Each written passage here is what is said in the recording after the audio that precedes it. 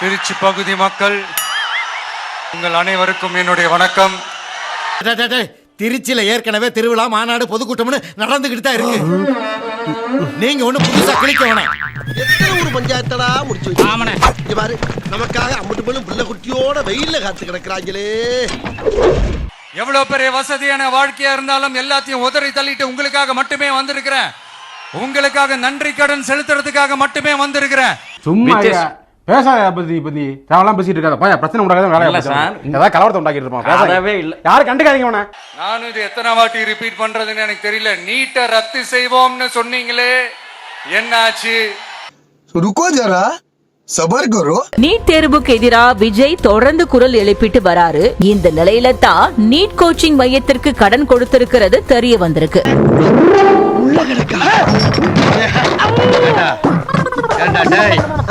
அப்போ அனிதாவுக்காக அழுதது எல்லாமே பொய்யா? அத்தனையும் நடிப்பா?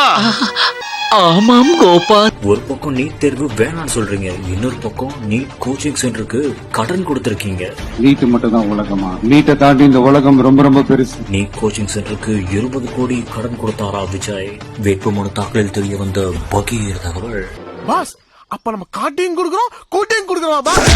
நான் தன்னந்தனியாளு, நீ ஏழ நம்ம பாரு. என்ன உங்க கலந்துகளை சேர்த்து போட்டா? ஓ, குரலி வித்தையா? கடைசி நம்பிக்கை மக்களை தேடி வருது. சட்டம் போடாதீங்க. ஸ்கூல் ஸ்டூடண்ட்ஸ் பப்ளிக் எக்ஸாம் நடந்துட்டு இருக்கு. பிள்ளைங்க பரீட்சை எழுதணும்ல. ஏன்டா டேய், இது வரைக்கும் நீங்க போற காரியம் ஏதாச்சும் விளங்குதாடா? பஸ்ல இருந்து பஞ்சாயத்து வரைக்கும் செருப்படி வாங்குறீங்களே, அப்புறம் எதுக்குடா உங்களுக்கு இன்னும் இந்த வரட்டுக்கு வருமா?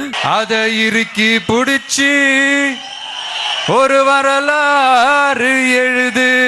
முருகா, நான் மாமூல் வாங்குற இடத்துல வந்து பிச்சை எடுக்க வராத, பிச்சை எடுக்க வராத, பிச்சை எடுக்க வராத எத்தனை தடவை சொல்லிருக்கேன்? பிச்சை எடுக்கிற இடத்துல மாமூல் வாங்க வராதீங்க, மாமூல் வாங்க வராதீங்கன்னு நான் எத்தனை தடவை சொல்லியிருக்கேன் உங்களுக்கு. உங்க விஜய் நான் வர. ஐயோ, 5 பைசா கூட இல்லையே. ஒரு டான்ஸ், ஐயோ அத்தை நீங்க பாக்கணுமே. விஷயம் தெரியாதவன் கப்புன்னு பார்த்தானா கையில சாவி தூக்கி விட்டுருவான். காக்காவலி மாதிரி இருக்குது, அதுவும் அண்டங்காகாவலி. என்னெல்லாம் பேசிட்டு இருக்கீங்க? சபதல பாடவும் செய்வேன். நான் தன்னந்தனியாளு, நீ ஏழ நம்ம பாரு.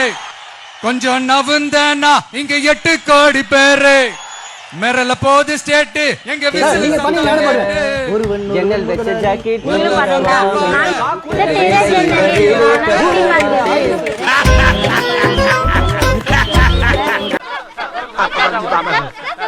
ஒரே ஒரு क्वेश्चन சார். என்ன பேர் என்ன சார்? திகில் பாண்டி. தொழிலதிபர் சூரிய பிரகாஷ் சூரிய மச்சான் தானே நீங்க? ஆமா. எந்த சம்பவத்துக்காக நீங்க ஜெயிலுக்கு போனீங்க? அது சம்பவம் இல்ல, சரித்திரம். என்ன விஷயத்துக்காக போனீங்க? அது விஷயம் இல்லமா, விசித்திரம். நோ சொல்லுங்க சார். மடப்பட பேசிட்டு இருக்கும்போது மைக்கு கொண்டாந்து வாய்க்குள்ள வரீடா. எடுத்தேம்பாரு ஓட்டம். மார்க்கெட் கூட நான் பார்க்கலையே. அப்படி ஒரு ஓட்டம். அந்த ஓட்டம் போலீஸ் ட்ரெயினிங்ல கூட என்ன வேணும் ஓடலடா. கண்ணாடி பாட்டில் விழுந்தது அந்த செகண்ட்ல ஒரு சின்ன துகள் ஒரு பெண் மேல விழுந்திருக்குன்னு மட்டும்தான் தகவல். அந்த சம்பவம் நடந்த அடுத்த நொடியில அதை ஸ்டாலின் செஞ்சாருன்னு எப்படி சொல்ற? சொல்லி அனுப்புறதாண்டா. யார் சொல்லி? டாக்டர் சொல்லி அனுப்புறாரு. கூட்டத்துல வந்து கூட்டத்தை பார்த்து பாத்தீங்களா உன் மண்டை உடைஞ்சிச்சா, ஸ்டாலின் காரணம். உன்னை எவனா அடிச்சிட்டானா, ஸ்டாலின் தான் காரணம். யோ, உன்னைய பார்க்கவும் அந்த கூட்டத்தை பார்க்கவும் வந்து வந்தாயே அவங்க செத்து செத்து போறாங்க. தடுத்து முடிச்சவன பீட பையல பீட. பெனே மதே பெனே மதே வரக்கூடாத இடத்துக்கு வந்து மாட்டீங்க. நான் எங்கடா வந்தேன்? நீ தான்டா என்ன கூட்டின்னு வந்த. ஐயோ மதி, இங்க என்ன நடக்குது தெரியுமா? பயங்கரமான கேம் நடக்குது மதி. தாவேக்கானுடைய தலைவர் விஜய் அட்டன் பண்ணக்கூடிய ஏதோ ஒரு பொதுக்கூட்டத்தில் இந்த குண்டு வைப்பதற்கு வாய்ப்பு இருக்கு. சார் என்ன சார் எங்க மேல சந்தேகப்படுறீங்க?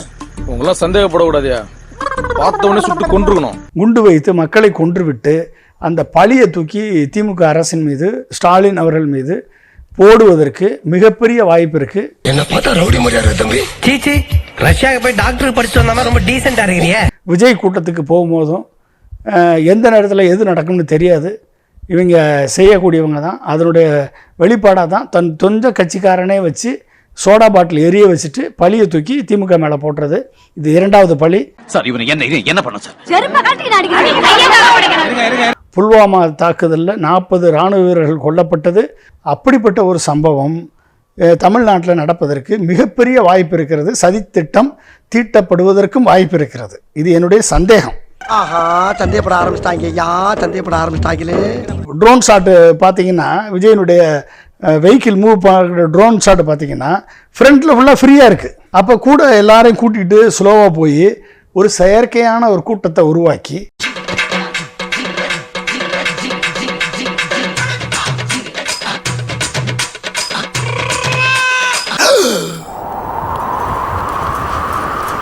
என்ன கதவை திறந்தா ஒரே வெட்ட வழியா இருக்கு.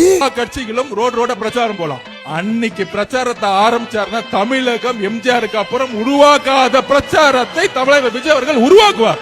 இது நடக்குதா இல்லைன்னு மட்டும் பாருங்க. ஒரு பிக்கிங்கானா தெருவா ஒவ்வொரு ரோடா போகும்பொழுது மக்களுடைய எழுச்சி அப்ப பாப்பீங்க. அவர் நடக்க ஆரம்பிச்சிட்டாருன்னா 1,00,000 பேர் வருவாங்க. எங்க தளபதி ஒவ்வொரு வீட்லயும் இருக்காரு. நம்ம 24ஆம் தேதி கரெக்டா போய் வாக்களிச்சு அதை உறுதி செய்வோம். 24ஆம் தேதி கரெக்டா போய் வாக்களிச்சு அதை உறுதி செய்வோம். தற்குறி திருச்சியில் தமிழக வெற்றிக் கழகத்தின் தேர்தல் பிரச்சார மேலாண்மை பொதுச் செயலாளர் ஆதவ் அர்ஜுனாவின் கார் மோதி காவலருக்கு கால் முறிவு ஏற்பட்டுள்ளது.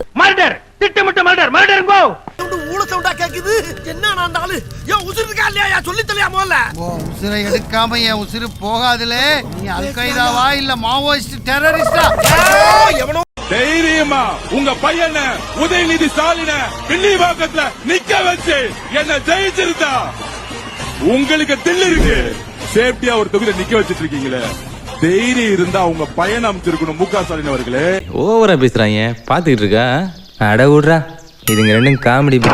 2021ஆம் ஆண்டு சட்டமன்ற தேர்தலில் அப்பொழுது அண்ணன் உதயநிதி அவர்கள் சேட்பாக்கம் தொகுதியில் தான் நின்றார் என்று அனைவருக்கும் தெரியும். மீண்டும் 2026 சட்டமன்ற தேர்தலிலும் அவர் அதே தொகுதியில் தான் போட்டியிடுவார் என்று தமிழகத்தில் உள்ள அனைவருக்கும் என் சின்ன குழந்தைக்கு கூட தெரியும். இது எருமை மாடு போல் வளர்ந்திருக்கும் ஆதவர்ஜுனா அவர்களுக்கும் தெரியும். புரிகின்றதா? ஆதவர்ஜுனா, நீங்க என்ன பண்ணிருக்கணும்னா, உங்களுக்கு தில்லு இருந்தா, தெம்பு இருந்தா, திராணி இருந்தா, நெஞ்சில மஞ்சாசோர்னு ஒண்ணு இருந்தா உங்க தலைவர்கிட்ட போயிட்டு, தலைவரே நான் உதயநிதி எதிர்த்து நிக்க போறேன், எனக்கு சேப்பாக்க தொகுதியை கொடுங்க அப்படின்னு நீ கேட்டுட்டு போய் நின்று இருக்கணும். ஆனா நீ வில்லிவாக்க தொகுதியில வாங்கிட்டு வந்து நின்றுட்டு இப்ப மைக் கிடைக்குதுன்னு இஷ்டத்துக்கு அடிச்சு விடுற பாத்தியா? எனக்கு என்னன்னா, இவனுக்கு இந்த ஷோல்டர்ல ஏதோ பிரச்சனை இருக்குன்னு நினைக்கிறேன். எப்ப பார்த்தாலும் இப்படி வந்து இந்த வாத்தி கம்மிங் ஸ்டெப் போட்டுக்கிட்டு இருக்கான். ஆமா, நீ ஏன் இப்படி நடக்கிற? உனக்கு என்ன பைல்ஸா? இல்ல ஸ்டைல்ஸ். அது ஒரிஜினல் வாத்தி கம்மிங் ஓத்து. உங்களுக்கு தப்பா கேட்கணும்னு நினைக்கிறேன். நீங்க வந்து கொஞ்சம் ரீவைண்ட் பண்ணி நான் போட்டு பாருங்க, நான் கரெக்டா தான் பாடுவேன். வாத்தி கம்மிங் ஓத்து. எங்க பேசினாலும் இந்த ஆதவர்ஜுனா பாருங்க இப்படி ஸ்டெப் போட்டுக்கிட்டு இருப்பான். ஆமா, நீ என்ன பிள்ளை வளர்த்திருக்க? எப்ப பார்த்தாலும் சிலித்தனமா பேசி அசிங்கப்படுத்துறானே. மாமா, இது வரைக்கும் எத்தனையோ சரக்கு சாப்பிட்டு இருப்பீங்க, இந்த மாதிரி ஒரு மிக்சிங்ல சாப்பிட்டுருக்கவே மாட்டீங்க. சூப்பர் டேஸ்டியா இளநீல சாராயம். இது எப்படியா புதுசா கண்டுபிடிக்கிறீங்க? இந்த இளநீல தண்ணி வரலீங்க. என்னது தண்ணி வரலீங்க? வேற பைப்பில் வருது, போய் புடிச்சு குடி. ஒரு இளநீ எவ்வளவு நேரம் உறிஞ்சுவேன்? போயா, அவன் ஒண்ணுக்கு வரலையான்னு வருத்தப்படுறான். இவனுக்கு இளநீல தண்ணி வரலையா? 20 வேலை பக்கா உண்ணாரு.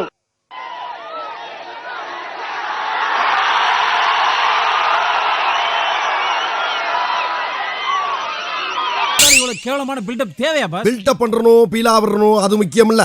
நம்ம எது பண்ணாலும் இந்த உலகம் நம்மள உடனே உத்து பார்க்கணும்.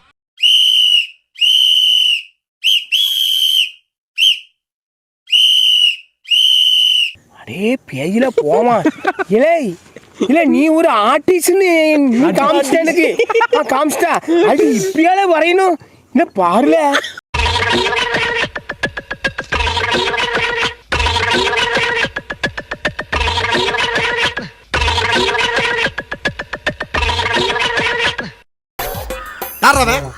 டேய் விமலா பத்த எரும மாட, என்ன பொம்பளை பிள்ளை பத்திரிக்கை? இதுல வந்து நம்ம வந்து திருச்சி வந்து மலைக்கோட்டைன்னு சொல்லுவோம். இனிமேல் தளபதியோட கோட்டையா இருக்கும். இந்த பொன்மலை எப்பொழுதும் எங்கள் கட்சியின் கோட்டை. அதுல என்ன விழுந்துருச்சு இப்ப பெரிய ஓட்டை. ரெண்டே பேருக்கு நடுவுல தான் போட்டியே. ஒன்னு டிவிகே, இன்னொன்னு டிஎம்கே. ரெண்டு பேர் தான் போட்டி. ஒன்னு டிவிகே, இன்னொன்னு டிஎம்கே. முதலமைச்சர் ஸ்டாலினுக்கு உங்களுக்கு தானே போட்டி. அப்ப முதலமைச்சர் ஸ்டாலின் நிக்கிற கொளத்தூர் தொகுதியில ஏத்து நிக்க வேண்டியதானே? ஏன் அங்க நிக்கல? புரியல? பயம். வேதநாயகம்னா பயம்னு. விஜயண்ணா, திருச்சியில நிக்கிறீங்க, திருச்சியில பிரச்சாரத்தை ஸ்டார்ட் பண்ணிருக்கீங்க, அதெல்லாம் ஓகே தான். இதே திருச்சியை சேர்ந்த பையன் ஒருத்தன் உங்க வண்டிக்கு பின்னாடி வந்து ஆக்சிடென்ட் ஆகி உயிரிழந்தா ஞாபகம் இருக்கா? அந்த பையனோட வீட்டுக்கு போய் கூட உங்களால பார்க்க முடியாதா? அதாவது யார் வீட்டு வளகாப்பு, நடிகை வீட்டுல ஃபங்க்ஷனு, கல்யாணம், காது குத்துன்னு போத்துறது இல்ல. திருச்சிக்கு போன நீங்க அந்த பையன் வீட்டுக்கு போயிட்டு ஒரு எட்டு பார்த்துட்டு வர்றதுல உங்களுக்கு என்ன பிரச்சனை? ஏன் இவ்வளவு மோசமான கேவலமான ஆளா நடந்துக்கிறீங்க? பணம் புகழ் இருக்கிற உங்க வீட்டுக்கு மட்டும் தான் போவீங்களா? நீ ஒரு டுபாக்கூரு, உன்னை நம்பாதேன்னு இவங்கிட்ட எத்தனை தடவை சொன்னேன். திரு உதயநிதி அவர்கள் ஒரு கூட்டத்தில் பேசும்போது என்னை பற்றி விமர்சனம் செய்திருக்கிறார். மோடியின் முரட்டு பக்தன் எடப்பாடியா, மோடியின் முரட்டு பக்தன் எடப்பாடியா கண்டுபிடிச்சிருக்கார். நேற்று திரு எடப்பாடி பழனிசாமி அவர்கள் ஒரு கூட்டத்தில் பேசும்போது என்ன சொல்றாரு, என்ன குறிப்பிட்டு பேசுறாரு, உதயநிதி என்ன ரொம்ப மட்டமா பேசுறாரு, தகாத வார்த்தைகளை பேசுறாரு. நான் என்னைக்காவது அப்படி பேசியிருக்கேன்? நான் அப்படி பேசுறதே கிடையாது. என்ன சொல்றாரு, நான் சொல்லிட்டேன் அவரை மோடியின் முரட்டு பக்தன் எடப்பாடியா அப்படின்னு ரொம்ப வருத்தப்பட்டு பேசுறாரு. உண்மையா சொல்றேன், நான் அவரை மோடியின் முரட்டு பக்தன் சொல்லவே இல்லை. அப்பாடா, நான் அவர் என்ன தெரியுமா சொன்னேன், அவர் ஒரு 1ஆம் நம்பர் மொரட்டு அடிமைன்னு சொன்னேன். பின்னாடி ஒரு டீ கடை இருக்கு. நிகழ்ச்சிக்கு வர்றதுக்கு முன்னாடி டீ குடிச்சிட்டு இருந்தேன். 4 திமுக கட்சியை சார்ந்தவர் வந்தாங்க. பேக்கெட்ல ஸ்டாலின் அவருடைய புகைப்படம் பார்க்கும்போதே நமக்கு காண்டாச்சுதான். நான் அவனை பார்த்து முறைக்க, அவன் என்ன பார்த்து முறைப்பேன்னு பார்த்தா சிரிக்கிறான். வந்துட்டு, தலைவா நல்லா பேசுறீங்க மேடையில, ரொம்ப மகிழ்ச்சிங்க பண்ணாப்புல. சரிங்க, ரொம்ப சந்தோஷம். உங்ககிட்ட சொல்றதுக்கு ஒரு மாதிரி தயக்கமா இருக்க பண்ணாப்புல. ஏன் ஏதாவது சொன்ன ஒண்ணு யூடியூப்ல பேசுறீங்களா, மேடையில பேசுறீங்க, பயமா இருக்கு அப்படின்ட்டு. பதட்டமா இருக்கா? என்னையா பதட்டம்? இல்ல, உங்க முகம் ஒரு கம்பீரமா இருக்குங்க. இருக்குல்ல, இல்லன்னா அரிசி கடை நடத்த முடியுமா? அவருடைய பேரையும் அவருடைய பொறுப்பையும் சொன்னாரு. என்ன சொன்னாருன்னா, எங்க வீட்டுல 7 ஓட்டு இருக்கு, அதுல நான் திமுக பொறுப்புல இருக்கிறதுனால வேற வழி இல்லாம உதயசூரியனுக்கு போட்டுறேன்.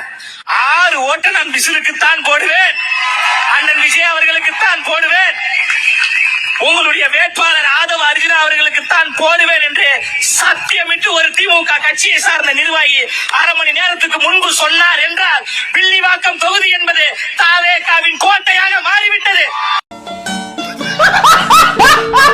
யாருக்கு? மத்தியிலே பாரத பிரதமராக இருந்த திரு வாஜ்பாய் அவர்களுக்கு முரட்டு பக்தரா இருந்தவர் திரு கருணாநிதி அவர்கள். எங்களை பத்தி பேசுவதற்கு அருகதை இருக்குதா உங்களுக்கு? கலைஞரும் வாஜ்பாயும் இருக்கிற போட்டோவை கண்டிச்சு நீங்க கூட்டணி வைக்கிறியா அப்படின்னு கேட்கிறாரு. நாங்க கூட்டணி வச்சோமே தவிர பழனிசாமி மாதிரி அழகு வைக்கல. அதை புரிஞ்சு ஸ்டார்ட் பண்ணு.